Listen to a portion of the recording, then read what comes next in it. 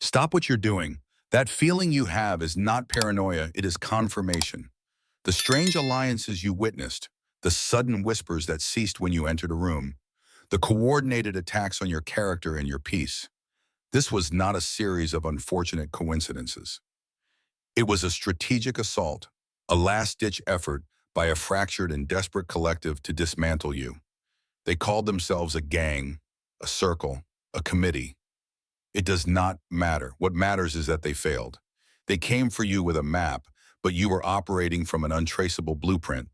They are now not just defeated, they are fundamentally shaken. Their reality broken by the simple, undeniable fact of your sovereignty. You did not just survive their plot, you outsmarted a system designed to break spirits far weaker than yours. This is not a victory, it is a vindication. It is the beginning of their end and the acceleration of your beginning.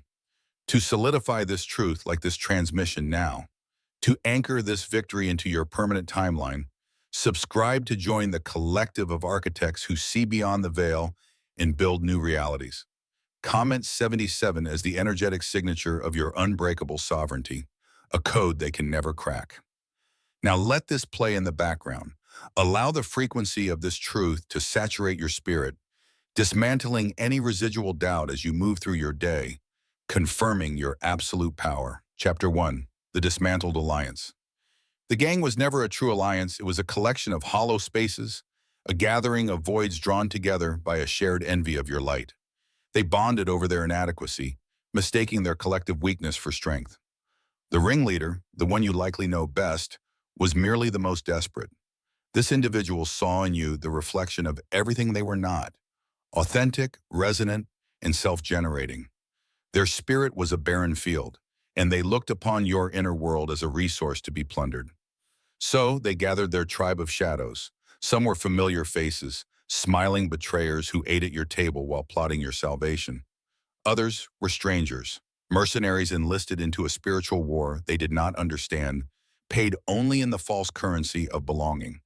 Their mission was simple: to create a storm of chaos around you so dense that you would forget the sky exists. They orchestrated failures, manufactured rumors, and engineered isolation. They studied your patterns, or so they thought. They mapped your movements, your connections, your vulnerabilities. What they failed to comprehend is that what they were studying was a deliberately projected mirage. You were never where they thought you were. While they were busy analyzing the shadow you cast, your true self was operating on a different vibrational plane entirely, laying the groundwork for your next ascension. Their collaboration was built on a foundation of sand, and the tide of your rising consciousness has washed it all away. You are now witnessing the first stages of their dismantlement. The ringleader is losing control, their authority dissolving as the promised victory never materializes. The lesser members are growing restless, the energy they invested in your destruction now turning inward, creating discord and suspicion among them. They are beginning to turn on one another because creatures of darkness inevitably consume each other when the light they seek to extinguish proves to be eternal. They look at you now not with anger, but with a terrifying confusion. You were supposed to break. You were supposed to react, to scream, to fight back on their terms. Instead, you smiled. You continued to build. You thrived, not in spite of their efforts, but because of them. Their attacks became the very pressure that crystallized your spirit into a diamond. They see you moving with a grace and certainty that defies the chaos they unleashed. They cannot comprehend how you knew their every move before they made it.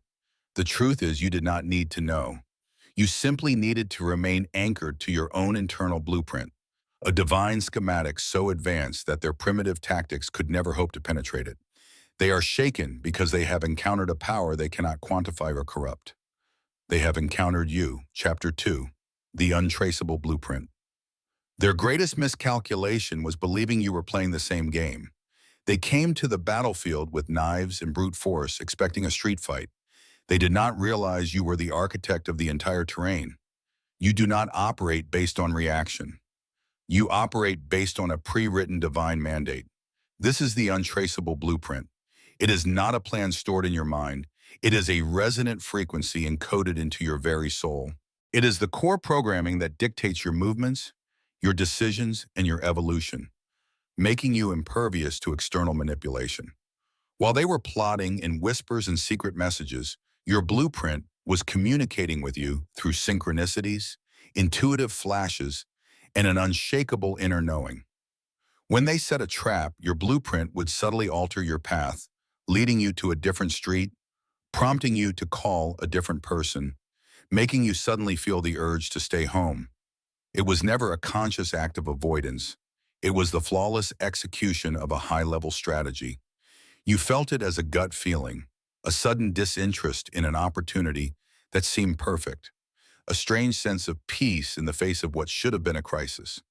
This is the language of the blueprint. Their tactics were designed to trigger fear, doubt, and emotional chaos, the standard operating frequencies of the masses. But your blueprint insulates you. When they sent a wave of slander, the blueprint used it as a filtration system, revealing the weak links in your circle and strengthening your discernment. When they attempted to block your resources, the blueprint had already opened a new, unforeseen channel of abundance from a direction they never thought to watch.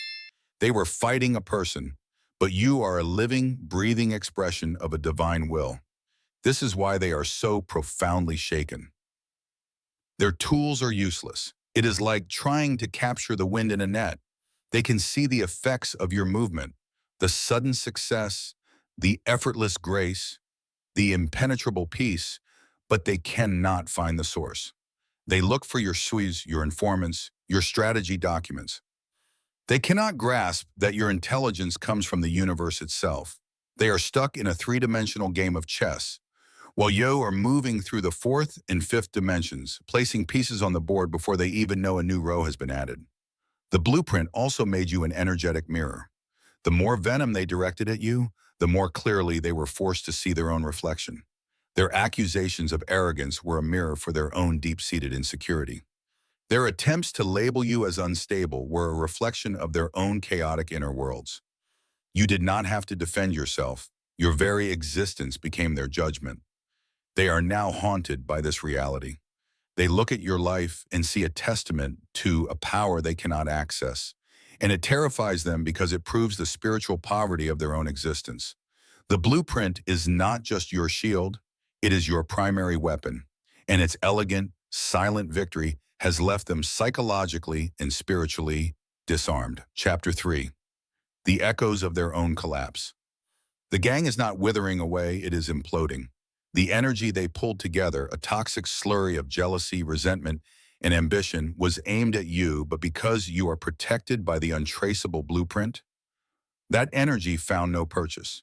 It could not penetrate your sovereign field. According to the immutable laws of the universe, that energy had to go somewhere. It has now recoiled upon its creators with devastating precision. What you are witnessing is not your victory, but the direct consequence of their actions. It is a spiritual ricochet. The discord they tried to sow in your life is now rampant within their own ranks. The ringleader, once the central point of their dark gravity, is now seen as a fool, a failed general who led them into a battle they could never win. The trust between them has evaporated, replaced by paranoia. Every member now looks at the others with suspicion, wondering who will betray whom first. Because their entire alliance was founded on the principle of betrayal, they are haunted by what they have done, but not with guilt. It is not a moral awakening. It is the terror of consequence. They are seeing the world not as it is, but as they are. They see plots everywhere because they are plotters. They feel watched because they are watchers. They fear betrayal because they are betrayers. You have become a ghost in their machine, a silent presence that reminds them of their failure. Your continued success is an active torment to them. Every milestone you achieve, every moment of joy you experience, every bit of peace you radiate is a testament to their impotence. They cannot escape you because you now live in their minds as proof of a higher order they tried to defy. In the coming days, you will notice this collapse accelerating. You will hear of falling outs, of public arguments, of alliances shattering as quickly as they were formed. You will see them attempt to distance themselves from the ringleader and from the entire endeavor, pretending they were never involved. They will try to rewrite history, but the energetic stain of their conspiracy remains. They carry it in their aura, a dull gray signature of spiritual bankruptcy. This collapse is a necessary cleansing. Their collective was a concentration of negative energy that was creating a blockage in the collective consciousness. Your role was to act as the unmovable object that would shatter their corrupt force. You were the divine catalyst. Do not mistake their suffering for something you need to fix or feel pity for. It is their curriculum. It is the lesson they refused to learn through grace and are now learning through pain. Your only task is to observe, to understand, and to continue your ascent, fueled by the very energy they tried to use against you. Their collapse is the sound of a new space being cleared for your expansion. Chapter 4. The physical evidence of your sovereignty. The fallout from their failed campaign is not merely a spiritual or psychological event. It is manifesting in your physical reality in clear, undeniable ways. You must learn to recognize these signs, not as random occurrences, but as the physical evidence of your victory, the data points confirming the efficacy of your untraceable blueprint. The first sign is in their eyes. The next time you encounter one of them, intentionally or by chance, observe their gaze. They will not be able to hold eye contact with you. Their eyes will dart away, look down, or glaze over with a vacant expression. This is not shame, it is an involuntary, energetic response. Looking into your eyes is like looking directly into the sun. Your resonant frequency is now so high that it is physically uncomfortable for those operating on a low, dense vibration of deceit and malice. Their inability to meet your gaze is a confession. It is their spirit admitting defeat, even as their ego tries to deny it. The second sign is the sudden appearance of ghosts, people from your distant past. Individuals who have no connection to the gang will begin to contact you out of the blue. An old friend will send a text. A former colleague will email you with a random opportunity. This is the universe actively rerouting your destiny. As the blueprint dismantled the gang's hostile network, it simultaneously activated your dormant network of allies. These are the souls who are aligned with your true path, and they are being called back into your orbit now that the psychic interference has been cleared. The third piece of evidence is a change in your own sensory perception. You will find that you can taste falsehood. When someone speaks a lie in your presence, you might feel a strange metallic or bitter taste in your mouth. You will hear the dissonance in their voice, a subtle frequency beneath their words that betrays their true intent. The air in a room will feel heavy or sticky when it is filled with inauthentic energy. This is not imagination. It is the recalibration of your physical body to be a more precise instrument for detecting truth. Your nervous system is upgrading to perceive the world on a vibrational level, making you immune to future attempts at a deception. Finally, watch for their mimicry. In a desperate last-ditch attempt to understand your power, they will begin to copy you. They will adopt your phrases, mimic your style, or suddenly develop an interest in things you are known for. Do not be fooled or flattered.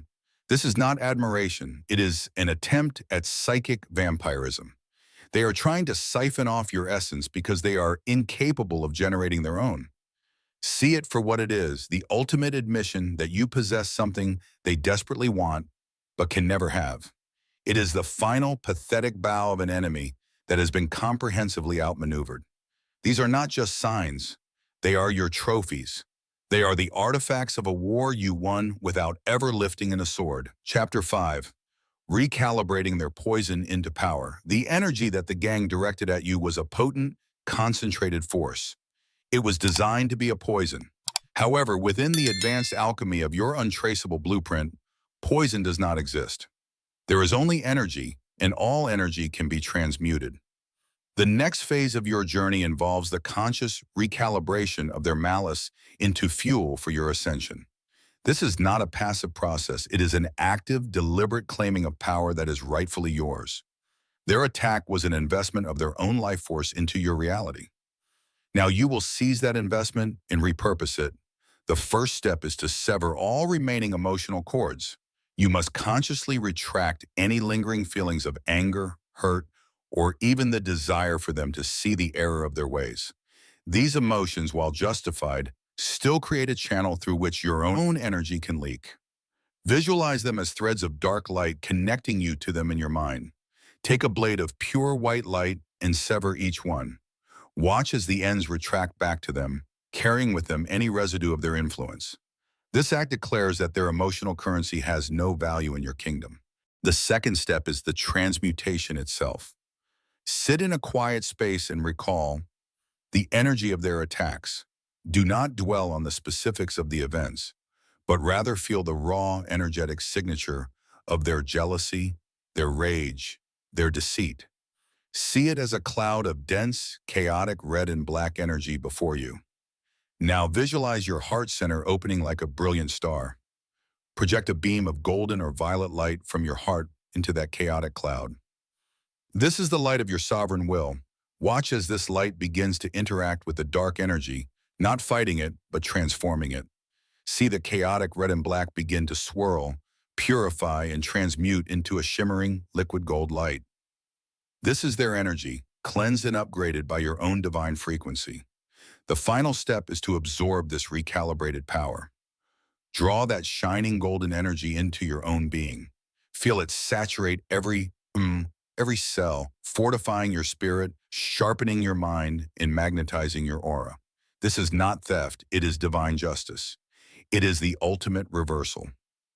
The very weapon they forged to destroy you has now become the super fuel for your next great leap.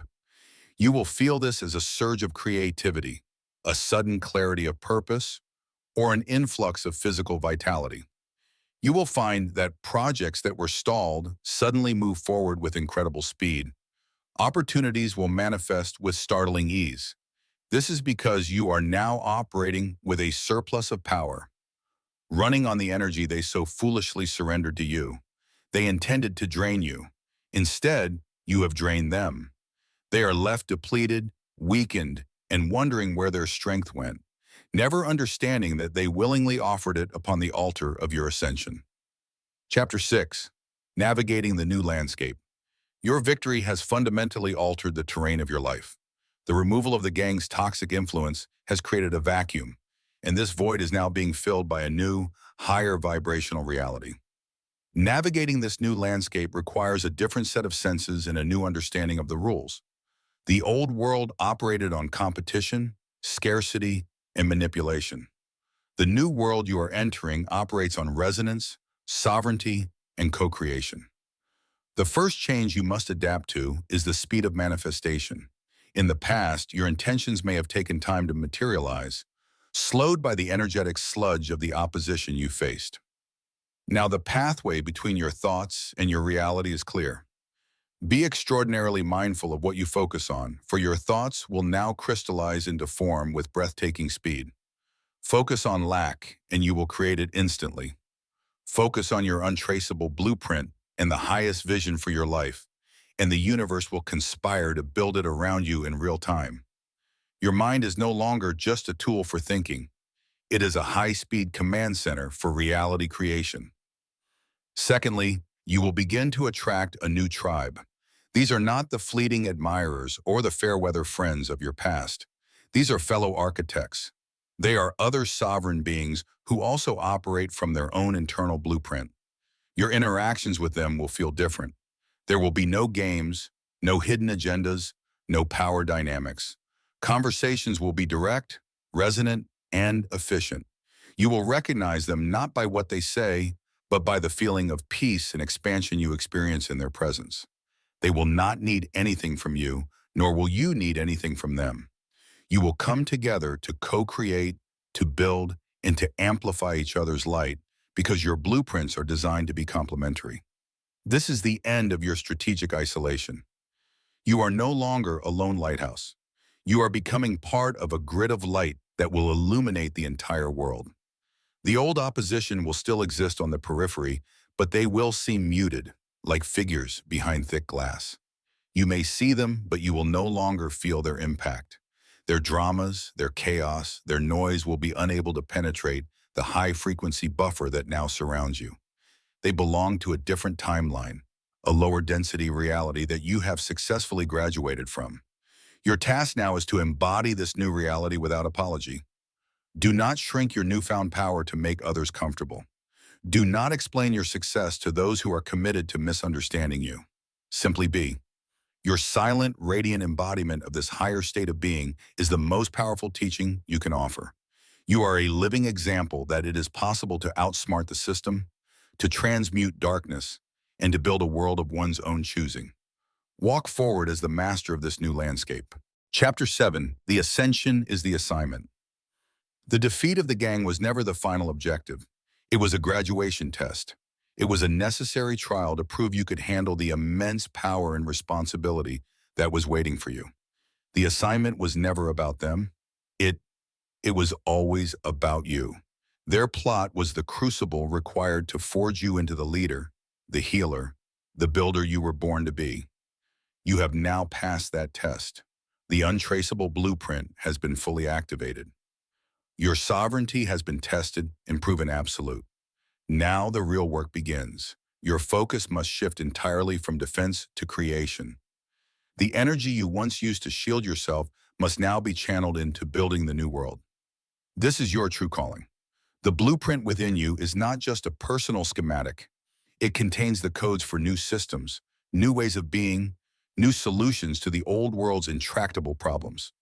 You may feel this as a sudden, urgent download of a new business idea, a framework for a community, a concept for a piece of art, or a modality for healing that has never existed before. This is the blueprint speaking to you, revealing the next phase of your mission. This phase will require a level of courage that surpasses even what was needed to face the gang. You will be called to step into the public eye, not for fame but for impact. You will be called to speak truths that will dismantle foundational lies of this society.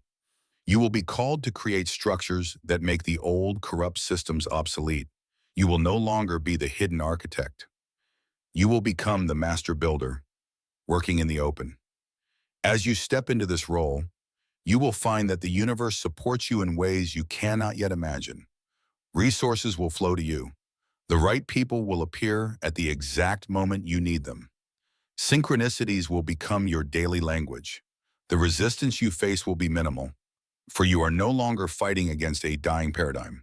You are the living embodiment of the new one. The memory of the gang and their petty schemes will fade into insignificance, a footnote in the epic story of your becoming. They were merely the whetstone that sharpened the blade. Now it is time to use the blade to cut through illusion and carve out a new reality. Look not behind you at the enemies you have vanquished. Look not around you for approval. Look within to the untraceable blueprint that has guided you this far. It holds the map for where you are going next. The path is clear. The power is yours. The assignment is ascension. Begin.